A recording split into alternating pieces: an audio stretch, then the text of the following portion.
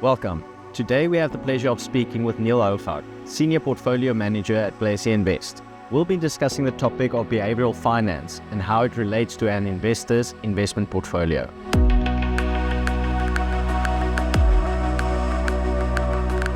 So, Niel, I'm going to start with probably the most difficult question, and that is, how should investors evaluate their investment performance without letting emotions cloud their judgment? Yeah, that's always a tough one, but I guess the way I'd answer that is to have first and foremost, to have a discipline and disciplined framework and process. And what would that look like? Start off with seeking objective advice from a professional financial advisor.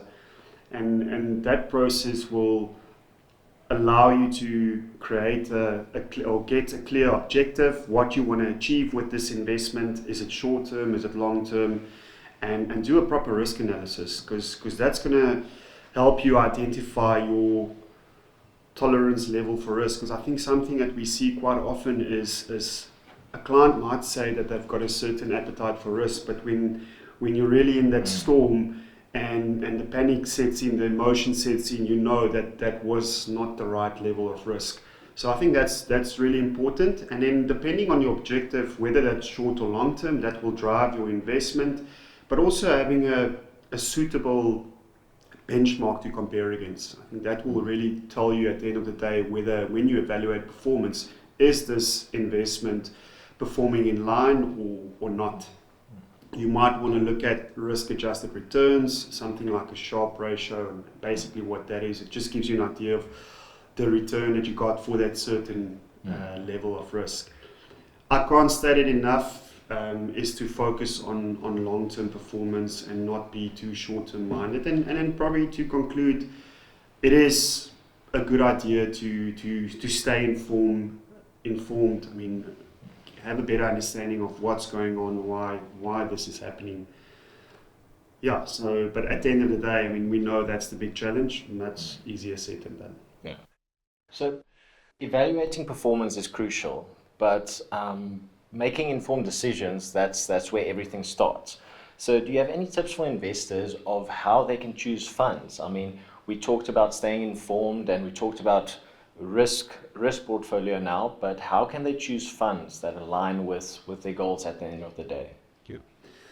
So we all like to believe that whenever we choose a fund, that's a quality manager, it's a good manager. But I can only give you a little bit more insight as to how our manager research team goes about choosing those investments. And the main thing that they set out to achieve in this process is to select a skillful manager. Now, if you look at the local unit trust space in South Africa, there's roughly 2,000 listed unit trusts. So identifying skillful managers is no easy task. So the research analyst will do a proper due diligence on the manager, and they will assign two ratings. They will assign a skill rating and a risk rating. A skill rating you will have quantitative factors that you look at with a qualitative overlay, and what that would look like is a performance and a risk analysis, doing a holding space and a return space style analysis. That will give you a better idea of how the manager will perform in a certain environment. That's something we refer to as style beta. And then your qualitative overlay will be, the philosophy and process of the manager. Is it consistent? How do they do research? How do they construct portfolios? Looking at the key individuals in the team, the wider investment team. So that will be your skill rating. The skill rating will determine at the end of the day, are you going to select this manager or not? And then you will have a risk rating. So a risk rating will look at investment risk, business risk, and ESG risk, something that's quite topical. The risk rating will then determine what is your position sizing in the portfolio. But coming back to the style beta, understanding how a manager will perform in a certain environment, because at the end of the day, I'd like to believe when you choose an investment, you're not just going to choose one fund, you're going to diversify your portfolio. But you'd also like to diversify with managers that will complement each other, because there's no point in having 5 managers, but they all have the same style, and when that style is out of favor, you're really in trouble. You'd want to choose managers that aligns with your objective. And then I guess secondary to that is fees. Fees could be something that's quite topical, and that would probably determine whether it's a passive or active manager. But yeah, that's just to give you a better idea of how we as a manager research team look at selecting skillful or quality managers. So you do take into account quite a lot of factors to make the right decisions. Alongside making the right decisions, it's also important to avoid common pitfalls. What are some of the common pitfalls that investors do fall in, especially from a behavioral finance point of view? Yeah. So maybe if you take it back a step and look at the theory of what is behavioral finance, it will address two types of mistakes. And one is cognitive errors or cognitive biases, as it's known, and that would speak to faulty reasoning. I mean, faulty reasoning because of not being able to analyze information correctly, or even not having sufficient information. And then you have emotional biases, which would mean you make decisions based on feelings. So an example of a cognitive bias would be confirmation bias. I mean, you only taking the information that justifies your point, something like anchoring or mental accounting. And then emotional biases, overconfidence bias, the herding mentality, and probably the most common one, loss aversion, where you pay more a loss and a gain of a similar magnitude, but the loss will probably hurt more than the gain, and that would potentially mean you instead of realizing the loss, you hold on to your investment too long. That's what theory tells you. I guess some of the more common sense one will be performance chasing. Another one would be overtrading or high turnover. And recently at a conference in London at Net Group, we saw an interesting stat where they looked at the multi-asset high equity space and specifically the larger well-known managers. And they had to look at what was the difference between the fund return and the investment return. And on average, there was a 4% difference, which speaks to the return that you lose out on by trading in and out of a portfolio frequently. The other thing would be a lack of discipline and patience, which speaks to having that framework. And then not being informed could mean that you potentially lose out on opportunities that has arisen. Mm. On that note of staying informed and kind of staying consistent, consistency as an investment strategy is often overlooked. So let's dive a bit deeper into that. How does consistent investment strategy play out with regards to investment returns, and especially with regards to volatility? Does it have an impact, and when should investors jump ship, change their investment strategy, or is it as simple as just stay invested for the long term? Yeah, so a consistent strategy that probably speaks to more of a long-term approach or long-term mindset. I guess the positive about that, it helps to install discipline, and especially in times of market volatility, to stay the course, to stay disciplined. It's a nice, or probably a very good form of risk management, having a diversified portfolio that aligns with your goals.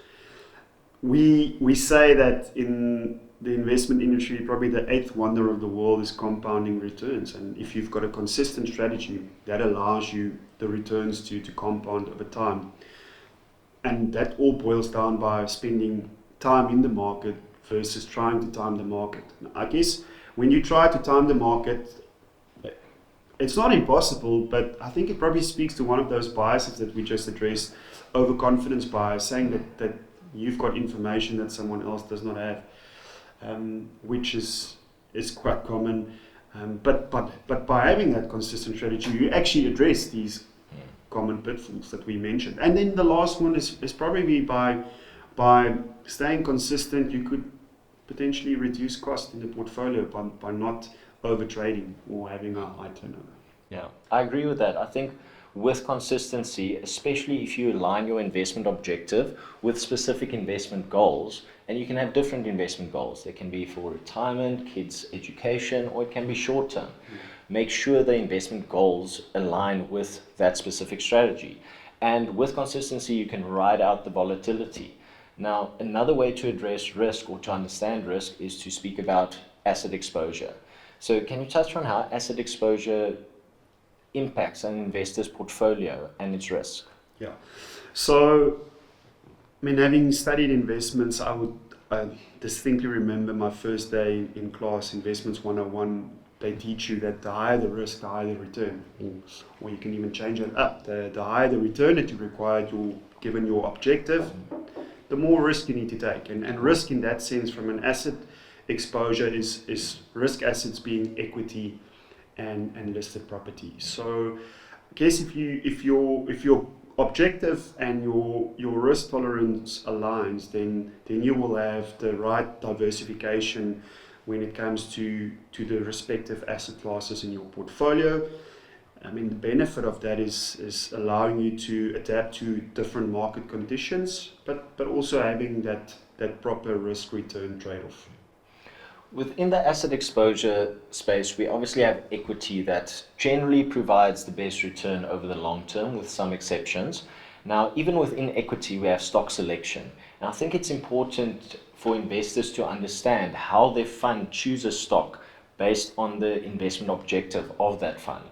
Can you elaborate on that?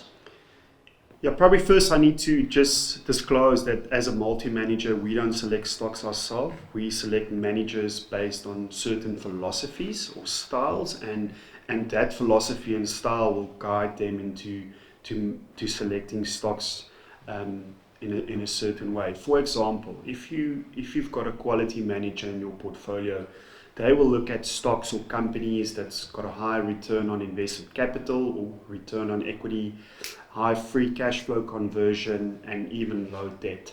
If it's a value manager, they will probably focus on the valuation metrics like price earnings ratio, price to book. That's obviously more on the lower end, more depressed. That would be the first way to look at it. The other way would be benchmark. I mean, some managers might be benchmark cognizant and others might be benchmark agnostic. So a benchmark cognizant manager will select, or their position sizing will be roughly in line with what the index is holding. Yes, there might be certain rules that a manager follows, not to have too much active exposure. That would mean allocation more than the benchmark.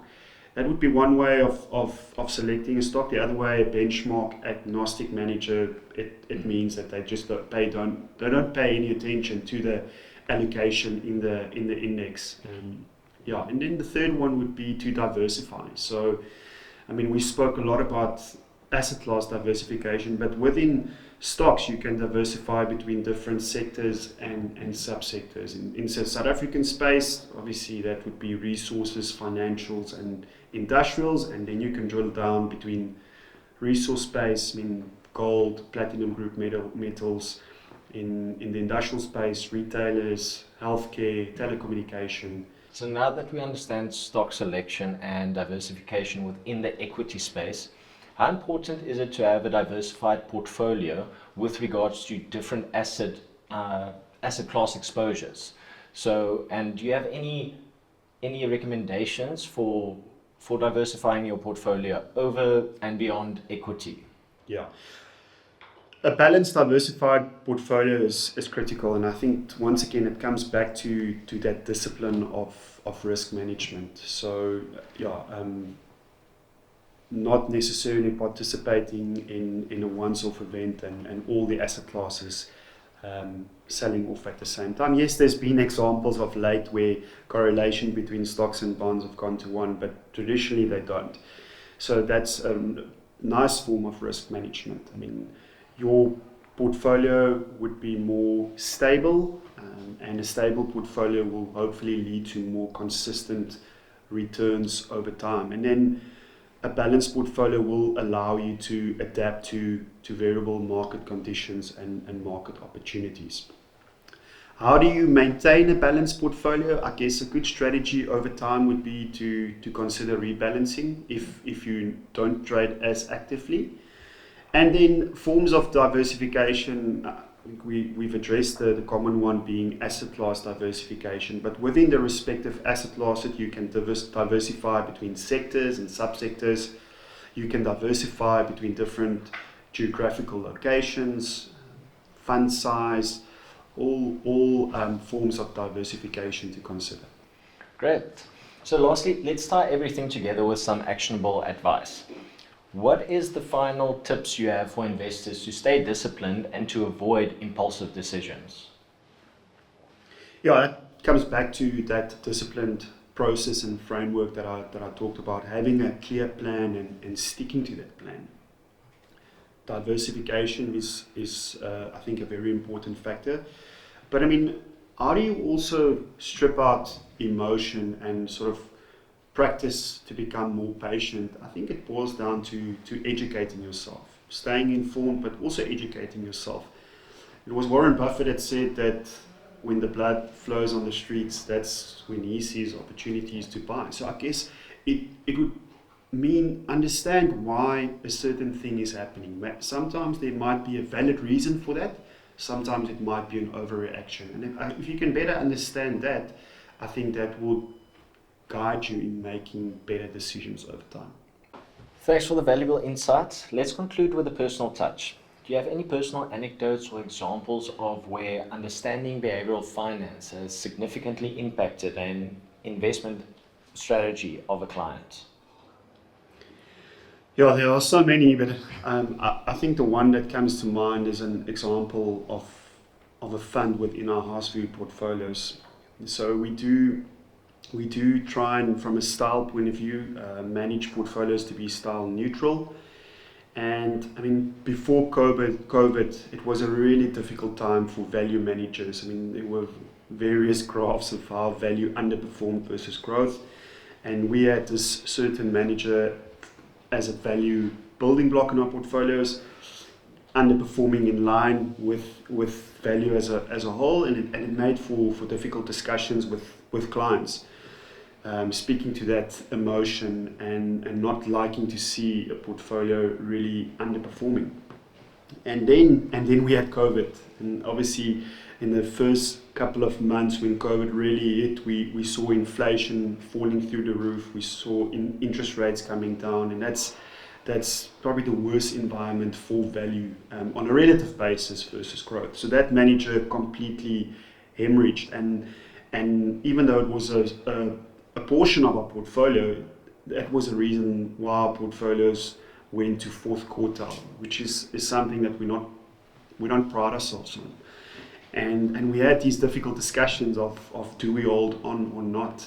At that stage, the biggest trade in the industry was selling out of that portfolio into a fund that performed well during COVID. And we were close to capitulating, but we stuck to our guns. And then you slowly started to see inflation rising, interest rates started to go up, and that is exactly the environment where value performs well. And 2 years thereafter, that portfolio was the reason why our housing portfolios moved from fourth quartile to first quartile. The lesson out of that is stick to your plan. Understand why that certain fund is in your portfolio. Understand how a certain fund will operate in a certain environment. And that was the reason why we decided to stay with the manager. Yes, lessons were learned. After that, we did, from a risk management point of view, diversify that specific style beta. But yeah, that's probably a really good example of that I can think of from a behavioral finance point of view that we made and that worked well. Other examples, not necessarily so. You're not going to get all of them right, but I guess that was a prime example. Thanks for your time, Niel. I think this has been very insightful for our viewers. If I can tie everything together, it makes sense to stay informed and to, if possible, we are emotional beings, I do understand that, but keep emotion out of it and make objective decisions. And that is where partnering with the right professionals makes sense. So thank you very much. And to our viewers, stay tuned for our next interview.